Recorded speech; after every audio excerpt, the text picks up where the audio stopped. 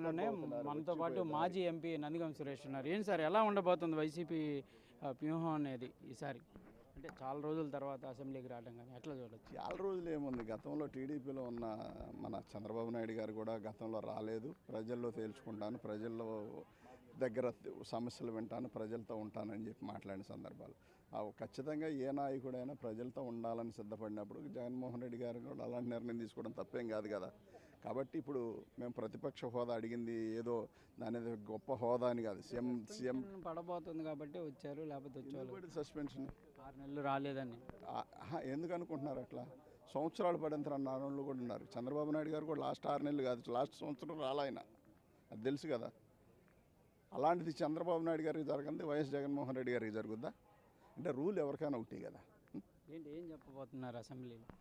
ఖచ్చితంగా ప్రజల గొంత వినిపించడానికి సిద్ధంగా ఉన్నామండి. ప్రజల సమస్యలను పోరాడడానికి వైఎస్ఆర్సీపీ ఎమ్మెల్యేలు, వైఎస్ఆర్సీపీ ఎంపీలు, ఇక్కడున్న ఎమ్మెల్సీలు అందరూ కలిసికట్టుగా పోరాడడానికి సిద్ధంగా ఉన్నారు.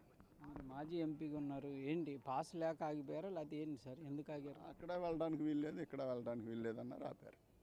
ఎందుకు పాసు? ఎందుకు? గతంలో అసలు మామూలు సామాన్యులు వెళ్ళిపోతున్నారు. గతంలో అలాంటిది ఏం లేదు.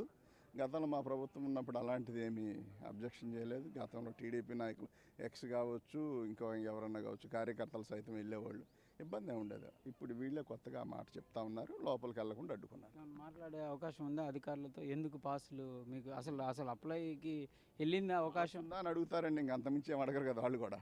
పాస్ లేదంటే ఆపేటువంటి మా రూల్ అండి అని చెప్తున్నారండి.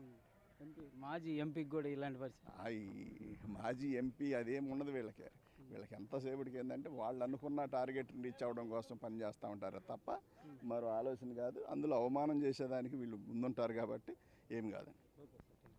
ఇది ప్రధానంగా కూడా అసెంబ్లీకి రావడం పైన అయితే క్లియర్గా చెప్తున్నారు. గతంలో చంద్రబాబు కూడా చాలా రోజులు రాలేదు కాబట్టి ఇప్పుడు జగన్ రావడం పైన పెద్ద ఇదేం లేదు.